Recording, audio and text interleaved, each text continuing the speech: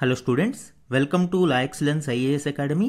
ఈరోజు మనం weekly MCQ current affairs September 3rd week current affairs చూద్దామండి. ఇది ఎంసీక్యూ క్వశ్చన్స్. యాక్చువల్గా ఎవ్రీ వీక్ కరెంట్ అఫైర్స్ డిస్కషన్లో నేను క్వశ్చన్తో పాటు ఆన్సర్ ఎక్స్ప్లెనేషన్ కూడా సేమ్ క్లాస్లో ఇచ్చేవాడిని. కానీ ఈరోజు కొంచెం బిజీ షెడ్యూల్ కారణంగా ఓన్లీ క్వశ్చన్స్ని నేను ఎక్స్ప్లెయిన్ చేస్తాను. దానికి ఆన్సర్స్ మీరు టిక్ మార్క్ చేసుకుని రెడీగా ఉండండి.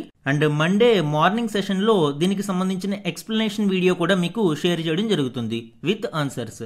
సో ఇక్కడ మనకి రెగ్యులర్గా సండే క్వశ్చన్ అండ్ ఎక్స్ప్లెనేషన్ ఉంటుంది, బట్ ఈ వీక్ కొంత డిఫరెంట్. ఈ రోజు మన ఫస్ట్ క్వశ్చన్ చూడండి. భారతదేశంలో రియట్లకు సంబంధించి క్రింది వాటిలో దేనిలో పెట్టుబడులు పెట్టవచ్చు? ఈ real estate investment trusts REITs గురించి మనము చాలా డీటెయిల్డ్గా డిస్కస్ చేయడం జరిగింది. ఆ కంటెక్స్ట్లో ఈ క్వశ్చన్ ఫ్రేమ్ చేశాను అండి. 3 ఆప్షన్స్ని ఇక్కడ ఇవ్వడం జరిగింది. సో దీనికి కరెక్ట్ ఆన్సర్ని మీరు ఐడెంటిఫై చేయండి. సెకండ్ క్వశ్చన్, ఇటీవల వార్తల్లో నిలిచిన BONE-02 క్రింది వాటిలో దేనికి సంబంధించినది? సో లాస్ట్ వీక్ డిస్కషన్లో మనము ఈ BONE-02 గురించి డిస్కస్ చేయడం జరిగింది. ఎస్పెషల్లీ మెడికల్ ఫీల్డ్లోని వన్ ఆఫ్ ద న్యూ ఇన్నోవేషన్గా దీనిని చెప్పవచ్చు. సో ఆ కంటెక్స్ట్లో ఈ క్వశ్చన్ ఫ్రేమ్ చేశాను. 4 ఆప్షన్స్ని ఇవ్వడం జరిగింది అండి. కరెక్ట్ ఆన్సర్ని ఐడెంటిఫై చేయండి. అండ్ థర్డ్ క్వశ్చన్ చూడండి. మాంట్రియాల్ ప్రోటోకాల్ ప్రకారం ఓజోన్ క్షీణతకు కారణమయ్యే పదార్థాల జతలను మరియు వాటి నియంత్రణ చర్యలను పరిగణించండి.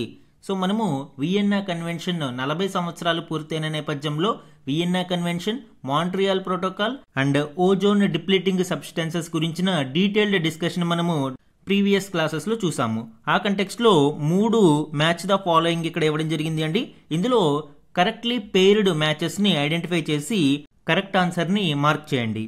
మన ఫోర్త్ క్వశ్చన్ చూడండి. ఈ క్రింది ప్రకటనలను పరిగణించండి. ఈ క్వశ్చన్ ఐఎన్ఎస్ ఆండ్రోత్కి సంబంధించి ఫ్రేమ్ చేసి ఇవ్వడం జరిగింది.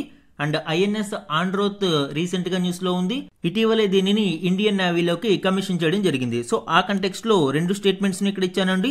ఇందులోని కరెక్ట్ స్టేట్మెంట్స్ని ఐడెంటిఫై చేసి ఆన్సర్ని మార్క్ చేసుకోండి.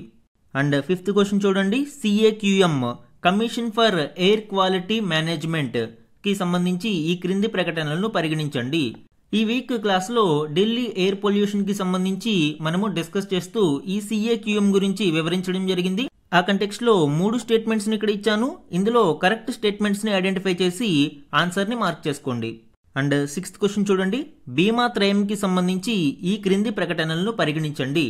ఈ లాస్ట్ క్లాసెస్లో మనము బీమా ట్రినిటీ గురించి డిస్కస్ చేయడం జరిగింది. ఈ బీమా ట్రినిటీ అంటే ఏంటి, దీని యొక్క మేజర్ ఆబ్జెక్టివ్ ఏంటి, అండ్ ఈ బీమా ట్రినిటీలోని ఇంపార్టెంట్ కాంపోనెంట్స్ ఏంటి అనేది మనము ప్రీవియస్ క్లాసెస్లో చూసాము. సో ఆ కంటెక్స్ట్లో 2 స్టేట్మెంట్స్ని ఇక్కడ ఇచ్చాను. ఇందులో కరెక్ట్ స్టేట్మెంట్స్ని ఐడెంటిఫై చేసి ఆన్సర్ని మార్క్ చేసుకోండి.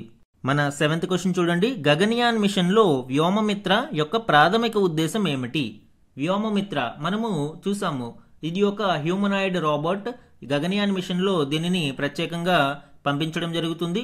సో ఈ వ్యోమమిత్ర గురించి రీసెంట్ క్లాసెస్లో కూడా మనం చూసాము. ఎందుకంటే ఇస్రో చైర్మన్ నారాయణన్ గారు ఈ ఫ్యూచరిస్టిక్ ప్రాజెక్ట్స్ ఎస్పెషల్లీ చంద్రయాన్ 4 మరియు గగన్యాన్ గురించి వివరిస్తూ ఈ వ్యోమమిత్ర గురించి కూడా వివరించారు. సో ఆ కంటెక్స్ట్లో మనము వ్యోమమిత్ర గురించి చూసాము. ఇక్కడ 4 ఆప్షన్స్ని ఇచ్చాను. ఇందులో కరెక్ట్ ఆప్షన్ని ఐడెంటిఫై చేసి ఆన్సర్ని మార్క్ చేసుకోండి. మన 8th క్వశ్చన్ చూడండి. ఈ క్రింది ప్రకటనలను పరిగణించండి. సో ఈ క్వశ్చన్ స్వాస్థ్య నారీ సశక్తి పరివార్ అభియాన్కి సంబంధించి ఇక్కడ ఇవ్వడం జరిగింది అండి. అండ్ లాస్ట్ క్లాసెస్లో మనము ఈ ఇంపార్టెంట్ ఇనిషియేటివ్ గురించి డిస్కస్ చేసాము. ఆ కంటెక్స్ట్లో 2 స్టేట్మెంట్స్ని ఇచ్చాను. ఇందులోని కరెక్ట్ స్టేట్మెంట్స్ని ఐడెంటిఫై చేసి ఇక్కడ క్వశ్చన్ ఇన్కరెక్ట్ అడగడం జరిగింది. సో ఇన్కరెక్ట్ స్టేట్మెంట్ ఏదో ఫైండ్ అవుట్ చేయండి. అండ్ 9th క్వశ్చన్ చూడండి. ఢిల్లీ వాయు కాలుష్యానికి సంబంధించి ఈ క్రింది ప్రకటనలను పరిగణించండి. సో ఢిల్లీ ఎయిర్ పొల్యూషన్కి సంబంధించి సుప్రీంకోర్టు కేంద్ర సంస్థలకు 3 వారాలలోగా ఒక ప్రణాళికను రూపొందించమని, అంటే ఈ ఎయిర్ పొల్యూషన్ ని అరికట్టడం కోసం ఒక ప్లాన్ ఆఫ్ యాక్షన్ ని రెడీ చేయమని ఆదేశాలు జారీ చేసింది. ఆ కంటెక్స్ట్ లో మనము ఈ ఢిల్లీ ఎయిర్ పొల్యూషన్ మీద ఒక క్వశ్చన్ ని 3 స్టేట్మెంట్స్ తో ఫ్రేమ్ చేశాను. యాక్చువల్గా అక్టోబర్ వచ్చింది అంటే వింటర్ సీజన్ మొదలవగానే ఢిల్లీ ఎయిర్ పొల్యూషన్ అనేది తీవ్ర స్థాయిలో పెరుగుతుంది. సో మనము కమింగ్ క్లాసెస్లో కూడా దీని గురించి డీటెయిల్గా డిస్కస్ చేద్దాము. యాజ్ ఆఫ్ నౌ 3 స్టేట్మెంట్స్ని ఇక్కడ ఇచ్చాను అండి. బేసిక్ స్టేట్మెంట్స్ ఇవి. ఇందులో కరెక్ట్ స్టేట్మెంట్స్ని ఐడెంటిఫై చేసి ఆన్సర్ని మార్క్ చేసుకోండి. అండ్ ఈరోజు మన లాస్ట్ క్వశ్చన్ చూడండి. ఈవీఎంలు మరియు వీవీప్యాట్లకు సంబంధించి ఈ క్రింది స్టేట్మెంట్లను పరిగణించండి. ఇటీవల ఈవీఎం మిషన్లు మరియు వీవీప్యాట్లకు సంబంధించిన న్యూస్ చాలా ఆర్టికల్స్ లో వస్తూ ఉంది.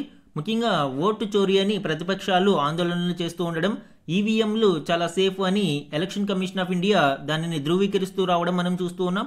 ఆ కంటెక్స్ట్ లో 2 స్టేట్మెంట్స్ ని ఇచ్చానండి. ఇందులో కరెక్ట్ స్టేట్మెంట్స్ ని ఐడెంటిఫై చేసి ఆన్సర్ ని మార్క్ చేయండి. ఇది ఈ week important current affairs topics మీద యూపీఎస్సీ మోడల్ ఎంసీక్యూస్ అండి. యాక్చువల్గా ఎవ్రీ వీక్ కరెంట్ అఫైర్స్ లో ఎక్స్ప్లెనేషన్ కూడా నేను దాంట్లో కవర్ చేసే ఇస్తాను. బట్ ఈ వీక్ మాత్రం ఎక్స్ప్లెనేషన్ ఒక సెపరేట్ వీడియో చేసేస్తాను అండి. 1 or 2 days లో ఈ ఎక్స్ప్లెనేషన్ వీడియో కూడా మీకు ఛానల్లో అందుబాటులోకి వస్తుంది.